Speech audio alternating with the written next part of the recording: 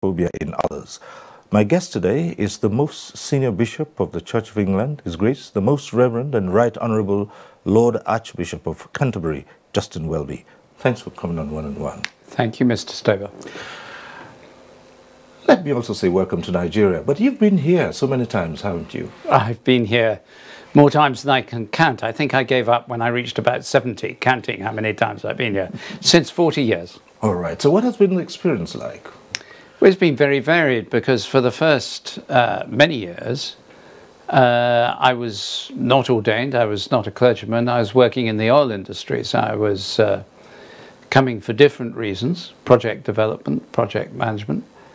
And then later on, I came back as someone involved in mediation, reconciliation, and peace building.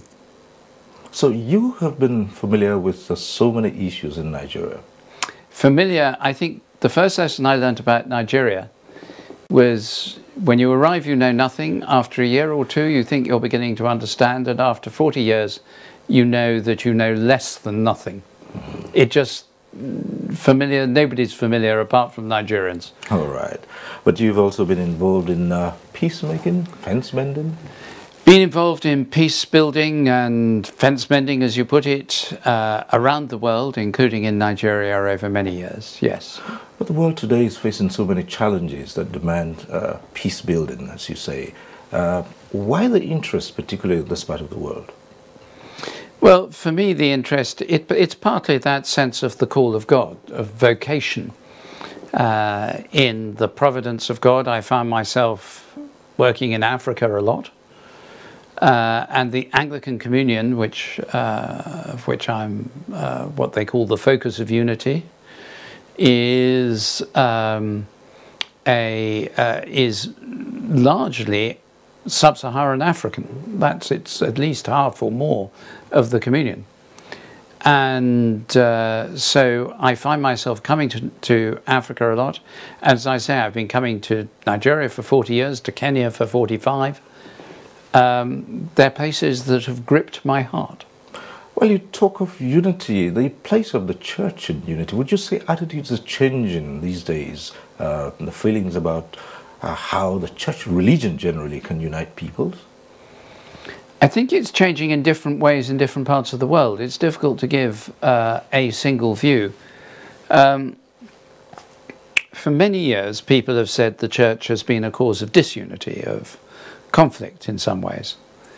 And yet, if you look around my own country, around the United Kingdom, you see the churches are working more closely together than they have done in 500 years. And they're working for the common good. They feed the hungry, they house the homeless, they care for those overwhelmed by debt. They provide pastoral care together. They look after people on Friday and Saturday nights when they're out partying. And these are all churches together. They come together for that. So I think we're seeing a new unity of action in the church, although we are still separated quite often by theology. Right, we'll come to the question of theology later on, but still staying with conflicts. But conflicts would you agree to say conflicts are increasing around the world? Well, that's a very good question. Funnily enough, I feel that my intuition is the same as what you just said. But the reality of the facts is there's less conflict than there has been. Fewer people are being killed in violent conflicts than probably at any time in human history. The trouble is the potential of conflicts when they begin, because of technology, is much more serious than it ever has been in human history. And so that although the number of conflicts is possibly less, I am told by experts, when they break out, the violence is extreme.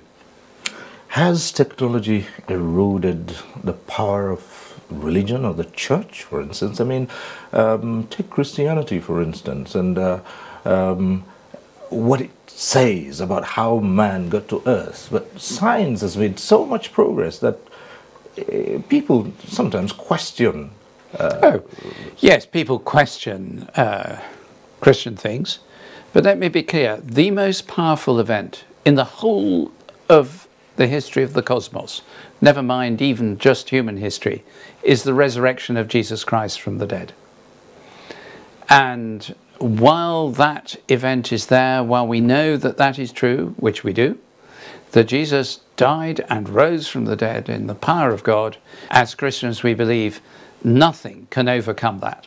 The church exists and is called to proclaim the good news of Jesus. Well, you sometimes described as one with very strong political views. And here we ask, should the church and the state operate side by side? Or, like some people say, the church should be distinct from the state? Well, there are lots of models of how the church works. But whatever the model is, so, for instance, in parts of Europe, in Germany, for example, the church is funded by a state tax. It's called the church tax, which the state collects and pays to the church. That does not happen in England. In England, bishops sit in the House of Lords, the upper house of Parliament. In America, there's separation of church and state, as in France. There's lots of different models. But in all these cases, the role of the church is to be obedient to Jesus Christ. I can't speak for other faiths, but the role of the church is to proclaim the good news of Jesus Christ, to love and care for the poor, and not to be party political, but to be political. By our nature, we are in every grassroots community, everywhere. We learn what's going on, and we are called to speak up for those who have no other voice. Well, let's return to theology. You've touched on it briefly, but nowadays we find a rise in what's called the Pentecostal fellowship, and known modes and norms have virtually been turned upside down. Has theology changed?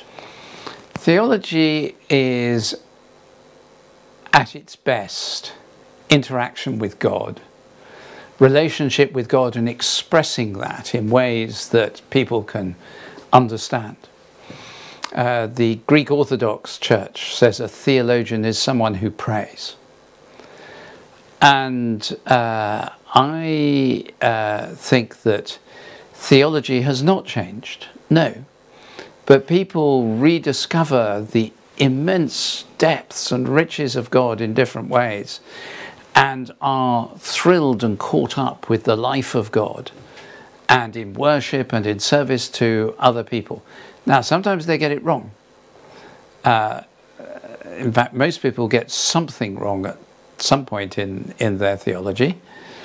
But we are called not to change the fundamental theology of the church, which is the same from time immemorial, but we are called to proclaim it afresh in each generation, which means that if I want to use a more obvious picture, the present, the gift of the good news of Jesus is the same since Jesus Christ. But the packaging may vary from time to time. Right, so the mode of worship might differ from place to place. Of course it differs from place to place. People have different cultures, different understandings, different ways of expressing emotion. I mean, that's true even within Nigeria. As you know much better than I do, there are different ways of expressing yourself in different parts of the country. Well, back to your visit to Nigeria, for instance. You've been here so many times, but this time around, the purpose of this visit was again to share your knowledge in what we've called peace building. Mm-hmm. And you've also been involved in resolving conflicts. Tell us about the experience, how it's been. Well, this trip is a very short trip, far too short, very sadly, because of pressures on my diary to be somewhere else early next week. But I had the privilege this morning of speaking at the IIP conference on peaceful elections. To use the expression that His Excellency, the President of the Federal Republic, used during his own speech, he talked about credible, peaceful, fair and just elections. And those are powerful words.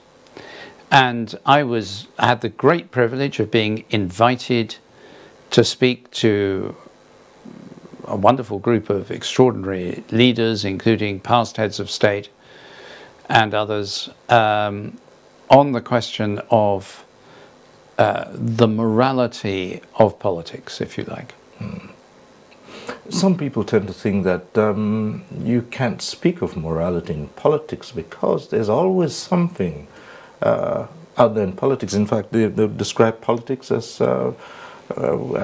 something you get into if you'd rather not bother too much about morals. I think that's completely wrong. Yes, of course, in every sphere of life, including in the church, you get people who are not very moral. That's because the Bible teaches us that we're sinners, and but motivated by a desire to serve their country and to bring people to a better place. And I think politics is an honourable profession. I have to think that a lot of my family were in politics. And I think it's an honourable profession where sometimes people do the wrong thing. They do that in every profession. I risk saying that perhaps even the odd television broadcaster does not always do things in the best way. All right, still speaking of politics, you've done so much work and you've been to Africa so many times, and I'm thinking, yes, you do know a little bit about how the politics is practiced in Africa. Now, many African nations tend to copy the ideals of the West, which may not fit into their own local situations. And there is the challenge of divisions in politics on ethnic and religious lines. I think you've asked a very profound question there, a very difficult question. First of all, as you know better than I do, and I'm always very cautious about lecturing people from outside, when we talk of Africa, the diversity within Africa is extraordinary. It's an enormous continent with vast numbers of people. As if we talk in Europe, different countries do things in different ways. But the question of the model we follow is one for each country to decide. But there are various principles. The principles of human dignity, of the right of the weak and the poor and the marginal to be heard and to express themselves, of the need for those who are sometimes excluded from a voice in society, in some societies, to be given that voice. That will be expressed in different cultures in different ways, but it needs to be just, it needs to be peaceful, it needs to be credible, and it needs to be honouring of the dignity of the people of the country.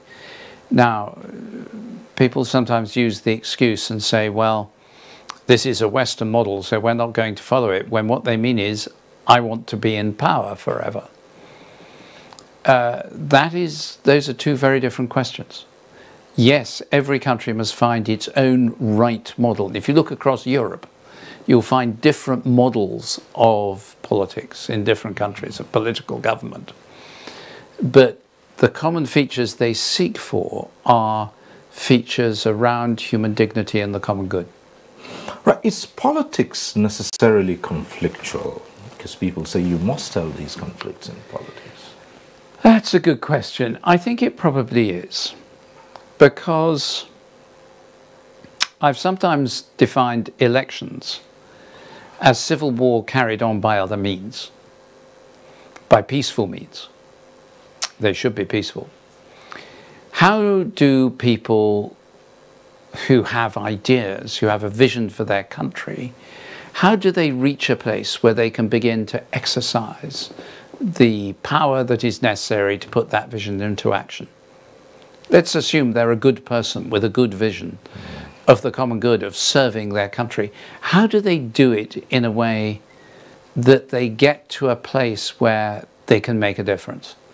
Well, they'll be in competition with other people with other ideas, and inevitably those ideas will sometimes clash. And so they will need to find a way of resolving those clashes peacefully, so that the people of the country say, well, I prefer him to her, or her to him. Sometimes when you have these conflicts, especially talking about good governance, people look to the clergy to stay on the path of truth and admonish leaders. But sometimes the clergy gets sucked in as well. Yes, that is true. There are two great faults in clergy involvement in politics. One is that we just say, oh, it's not our job. We will keep distance from this dirty business. And then when evil things are done, we've got nothing to say, because we've stepped back from the process. That happened in Germany in the 1930s. The church never criticized the evil things that the Nazi Party were advocating.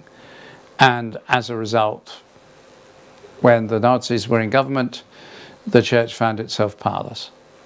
The other fault is to get too involved and say God is on this side or God is on that side. You can sometimes say God is not on the side of someone who's promising to do evil things. But between when you have democratic, properly led parties that may have very different views, you can't say, well, God is a socialist or God is a right-winger. You can only say God is judge and God is righteous.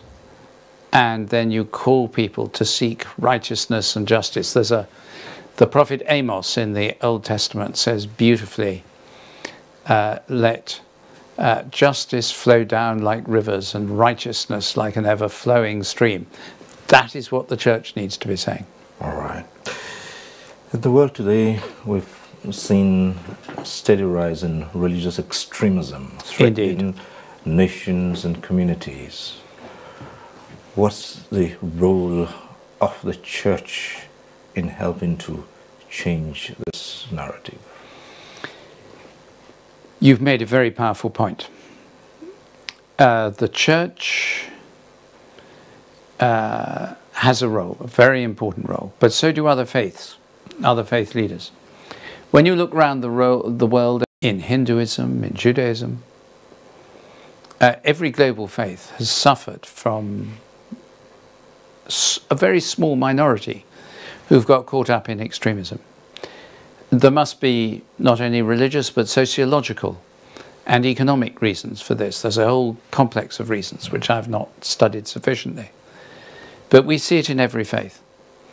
I spoke on this a couple of years ago at a big conference in Europe, in Switzerland. And I said, we must first admit where our own faith has gone wrong. As Jesus says, you take the beam out of your own eye before you start trying to remove the splinter from your neighbour's eye.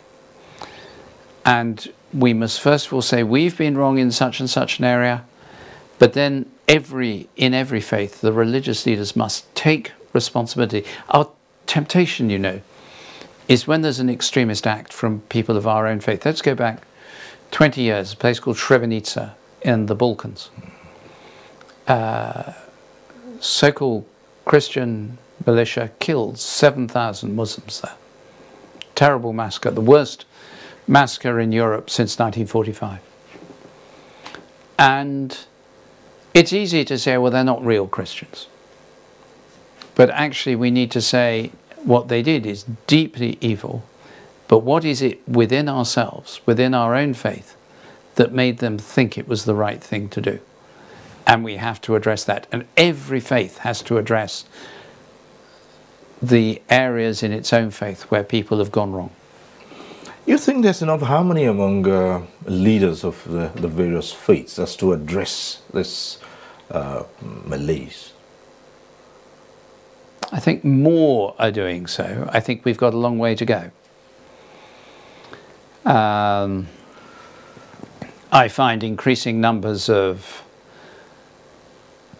Christian leaders who recognize the faults in our history, the terrible things that we'd done in the past. I mean, the clear one which affected this part of the world very deeply for over 100 years was slavery, often carried out even by Christian groups. And people are recognizing that. And I think I've met a number of Muslim leaders who have risked their lives constantly to try and resist extremism in their own faith. I've met Hindu leaders, I've met Jewish leaders, I've met Buddhist leaders doing the same. So I think it is there, but we need to be more purposeful, more intentional, more deliberate about doing it. Would you agree that there is rise in cases of what's been called Islamophobia?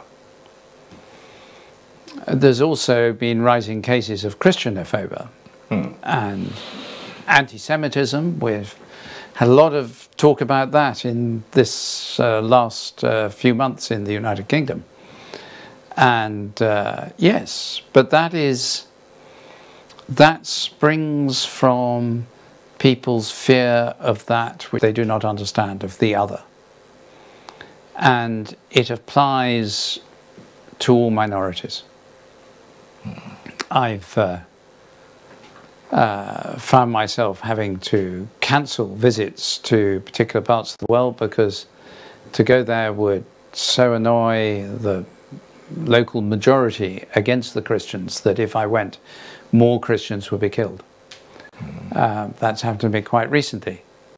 And there's no reason for that. I'm a fairly harmless kind of character. But there is fear and persecution of the other in many parts of the world. And sadly, when you look around the world, the faith that has been most persecuted in recent years has been Christians. Right, coupled with this is the issue of migration. And people yes. so worried about people from other parts coming to take over, as they say, take over their... No, absolutely.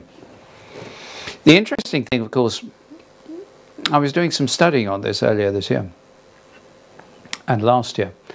The interesting thing is that there's a very clear pattern that people are more frightened of immigration when there is almost no immigration in their area than they are when there's lots of immigration. Because if there are lots of immigration, the person who's the immigrant who lives next door is not an immigrant, it's Cyril or Justin. It's my mate who I have a chat with in the evening, or my wife has a cup of tea with his grown-up daughter, or whatever it happens to be. They become human beings. I remember someone, when I was a parish priest, saying to me, "We need to stop immigration from Africa." And I said, "But you're a really good friend of so-and-so. If people move to a country, they must learn the official language of the country. If they live in a country, they must learn its customs and learn not to offend." It's very challenging, and we also have to protect the receiving communities. You go to many places, you would know that, in this country, where, you know, that even within this enormous country, settler and indigens, that's a question that comes up quite often, isn't it? Two phrases, right. Two words. The fact is, if people move into an area, suddenly people find the schools are too full, or public transport is stressed, or you know, things have changed. There's more people needing local resources, and they feel frightened by this. So in England, we need, where people are moving into an area, to support the people of that area who've been there for many years, as well as, not instead of, as well as supporting the people coming into the area. But we also have to be careful. Immigration is a frightening thing for people who are used to knowing everyone around them and knowing how they think. So let's not be judgmental of people who are frightened of immigration. Let's help them to see that immigrants are not a threat. What's the best way to address these two issues, fear, immigration, and of course the religious divide, getting people to unite, even if they are of different faiths? Well, one of the things we say when we're seeking to address these issues is you've got to be top down, bottom up, and middle out. So top down, there has to be clear leadership, really clear leadership. Too many leaders see division and fear as an opportunity to increase power. So they define themselves not by what they're in favour of, but by what they're against. I'm against immigrants. I'm against this group. I'm against that group. Those of you who support me, we will all be against that group. And then they get fearful people will join them. That's the top down. We need really good leadership that says, I'm never going to do that. I will never use fear as a tool for political advantage. Bottom up, we need grassroots work through churches, through faith communities. We have a program in England called Near Neighbours. It's incredibly basic. It's people of different faiths and cultures and backgrounds meeting together in drafty, cold church halls to help each other with particular problems, to support each other, care for each other's elderly people, and they do that together.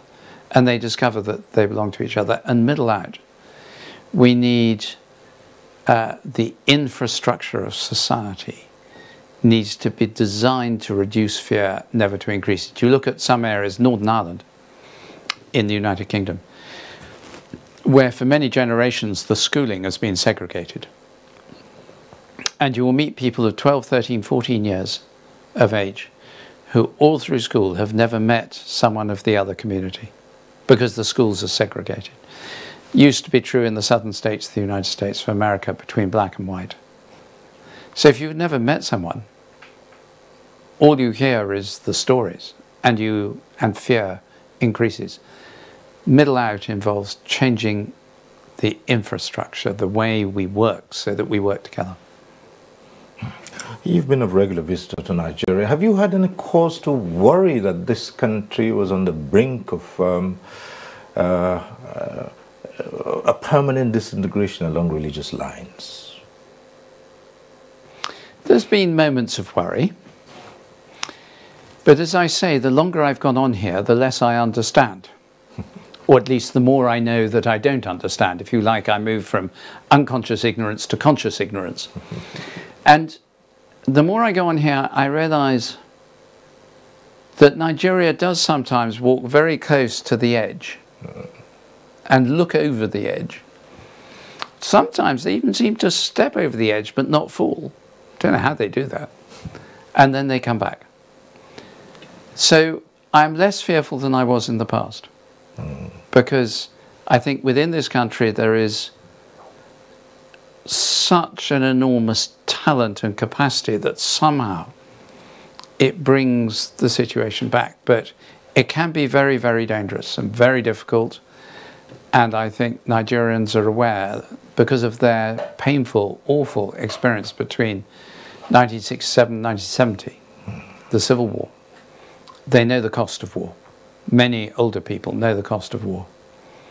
And because of that, they know how strongly they must resist it.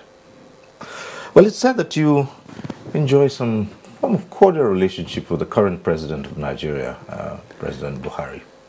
Yes, as with a number of his predecessors, yes. All right. So, in your discussion... They are entitled to know that what they say to you is confidential. Okay, right.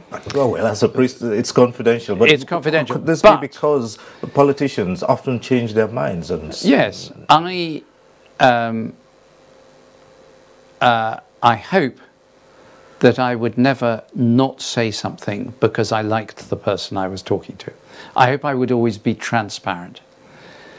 I hope I do that with British politicians. I hope I do that with politicians around the world, including in Nigeria. But when you're addressing the head of state of a country of almost 200 million people, this great country, to insult the head of state, to be rude to the head of state, is to be rude to the country. They're the head of state. It's like being rude to the Queen. If I'm rude to His Excellency the President, if I insult him, I'm not just insulting Muhammadu Buhari. I'm insulting the President of the Federal Republic of Nigeria. And that means I'm insulting every Nigerian of all political views. So here or in other places, I try to be courteous, confidential, and respectful, even where I disagree. But I will say where I disagree and where I have concerns. All right, Archbishop, let's leave politics for the time being. That's a bit worrying. And come to the church and return to the church. And, can we stick with politics? It's less complicated. Right. But again, with the church, lots of values have been questioned. And where I'm going to actually is the question of sexuality. I thought you might ask that. Right. And there is today no one clear-cut agreement over what it should be. Times have changed, and the ordinary, as they used to say, good church values that people grew up in have changed, and there are so many things now, and this has led to divisions even. It has. You put your finger on it very clearly. The church has always argued over values. If you go back in the history of the Anglican Communion in the 1920s and 30s, we were arguing ferociously on the issues of contraception, whether it was justified ever to use contraception. In the 40s, 50s, 60s, we argued bitterly about divorce, whether divorce could ever be proper. And more recently, we've argued about human sexuality. I think, and let me be clear, the Church of England's rules and canons, and in fact the law of the land in England, by Act of Parliament, says that no same-sex marriage can be celebrated in a Church of England church. It's quite clear. The church rules say, the canons as they're called, say that marriage is a lifelong union of one man to one woman. And the law of the land says even if someone conducted a marriage service in a church, it would not be a valid marriage if the two people are of the same gender. So let's be clear, that's quite clear. The Anglican Communion is quite clear about that. Well, the Church of England is. All right. Well, other parts of the Anglican Communion have slightly different views, or quite different views.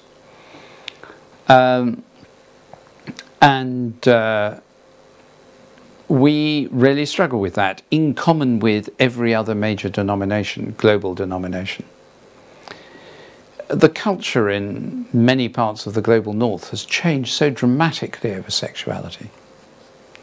In every way, it has attitudes to divorce are completely different to what they were. Attitudes to living together before you're married, a man and a woman living together as if they were married, before they were married. When in the 1951 census in the UK, there were so few people who were what they call cohabiting that it wasn't even measured. Today there's 5 million, not far short of 10% of the population. And inevitably the church, those views seep into the church, because everyone in the church is also in the world around. So the church struggles when culture and practice change in the world around them. But in the Church of England, we're doing a huge study starting with the Bible. What does the Bible say about these matters? Looking at theology, how do we understand the nature of God? Looking at science, how do we understand the science of human sexuality? And looking at history, how do we deal with difference? How do we deal with how historically have we dealt with disagreement? And a load of other questions. We've got a bunch of scholars, the best scholars, working on this. And my understanding, I hold the same view as the vast majority of Christians, well over 90% of Christians today. My understanding is that Christian marriage is the lifelong union of a man and a woman, to the exclusion of all others. Right. So when sometimes you have the law of a state in conflict with the stand Of the church? of a church? How do you resolve that? For instance, there are different countries in the world who, that have gone ahead and taken a different stance. Well, including the United Kingdom. Right. And you do have countries like Nigeria who have taken a definite step about that. Yep. And say it's not permissible. And sometimes these lead to conflicts. We've had cases where some Western countries had insisted that some African countries had to change their views on sexuality if they needed any aid from it. Is this moral? I do not believe you can punish collectively. In other words, if a country has an attitude to human sexuality with which you disagree, I don't think you can withdraw aid that might give them support in the fight against malaria because you don't like their attitude to sexuality. I don't think that's right, because that's punishing one group for what you see as the wrong choice of another group.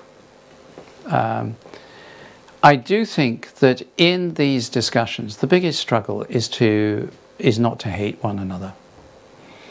We cannot, in England still today, the biggest cause of death amongst teenagers, it may be the second biggest, is homophobic bullying. In other words, bullying people at school because of their sexuality. And they get so bullied they end up killing themselves. That cannot be right. And the Church of England, we educate 1 million children in our schools. We have a massive campaign against homophobic bullying. What we want to see is that people learn to love one another and to disagree well, and not to hate each other. And I think when we allow hatred in and violence coming from either side, we've lost sight of Jesus Christ. Right. Now, how does the church intend to resolve these issues of divisions in what's frequently called the body of Christ? The divisions on a lot more than sexuality. There are some very profound divisions on the nature of priesthood, the nature.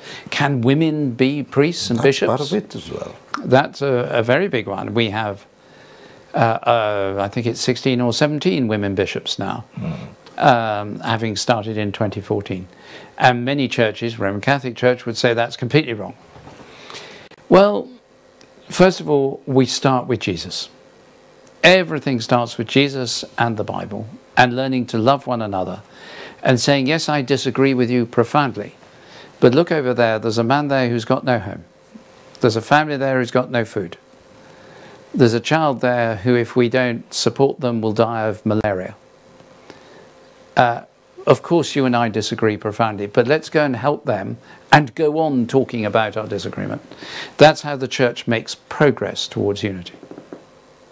Sometimes people have said, yes, it's good to believe in the existence of God and to worship Him through whatever faith. But again, they say there are societies that, to a large extent, do not bother about that, and yet they have made outstanding progress in governance and human development. Indeed. Does that detract? Which ones were you thinking of? Well, not to mention names, but I'm sure. Because I really struggle to think of any. Yeah. I can think of societies that are now very secular, but whose basic assumptions about right and wrong is built on the Judeo-Christian ethic. That would be true in much of Europe, including the United Kingdom.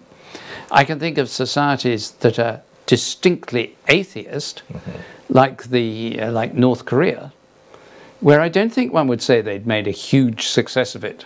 Well, it would be difficult to know that anyway, because it's a closed society. Well, yes, but we do know that Christians there are often persecuted. I can think of when I was first married, my wife and I, in our first 2 years, I was working in the oil industry. We had a bit of holiday every summer. We smuggled Bibles to Christians in Eastern Europe. hidden in the secret compartment of a camping van.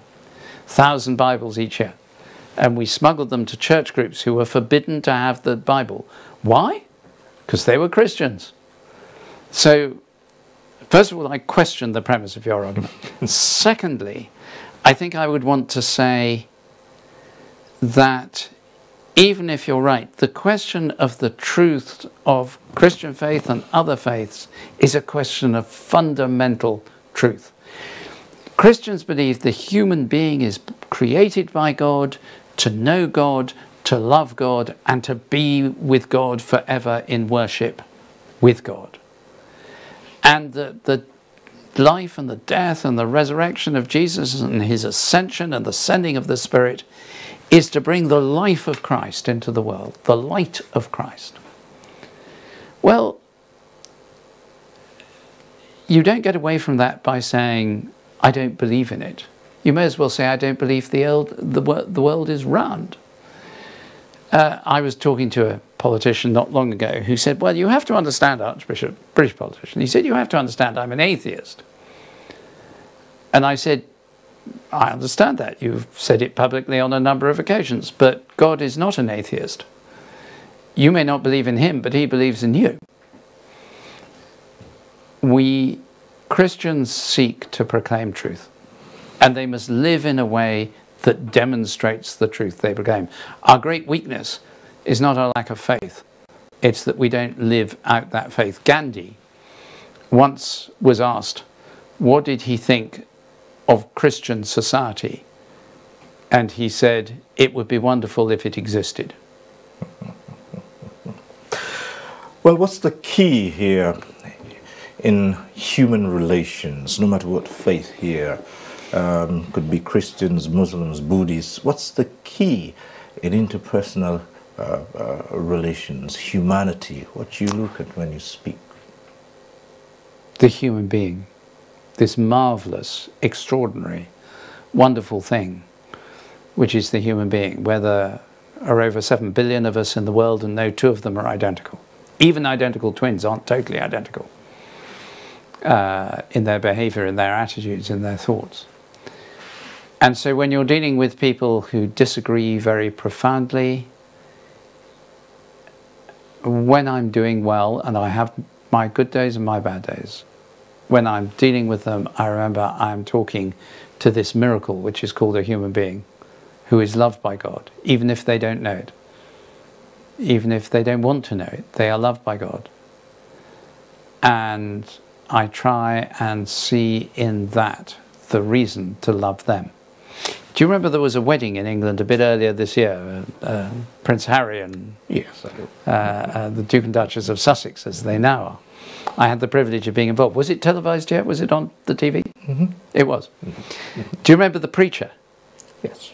And that also demonstrates what we've been talking about. It was unusual, and there were some who actually felt that a few feathers were ruffled. Oh, a few feathers were ruffled. It was great. It was the most wonderful. The royal family, they were listening, and they. It was unusual for the royal family to be. But the royal family's heard it all before, and they are wonderful, wonderful people, and they were perfectly happy.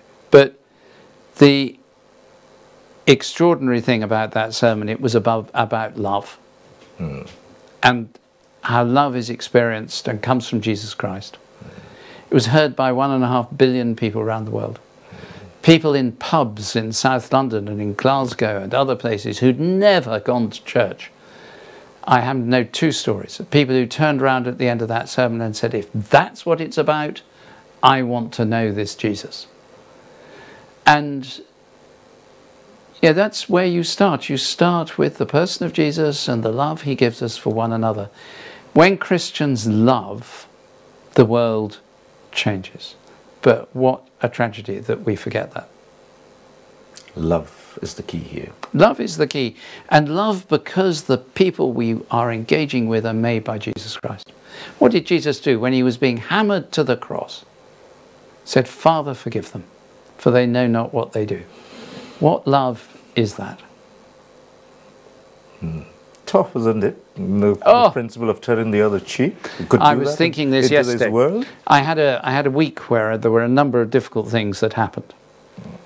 Threats, quite serious threats at one point, which meant I had to change some plans. And your first reaction is, oh, I'd really like those people to get what's coming to them. And then I went and prayed and said, Lord, you know, these people, their behavior. And the Lord, I get a nudge inside me to go and look at the Bible and to see that it says, if I say I have no sin, I lie and the truth is not in me. But if I confess my sin, God is faithful and just and will forgive me my sin. It says that in John's first letter. And I went back and said, Lord, I'm sorry, I'm not loving them as you love them. So he corrected me. All right. So I suppose this, as we round off, it's something I've been trying not to ask, but then, if anyone were to say to you and say, what's it about Nigeria that keeps bringing you here? Nigerians. It's the people. It's the people. They are... I remember the first time my wife met some Nigerians, because I'd been many times before she met any Nigerians.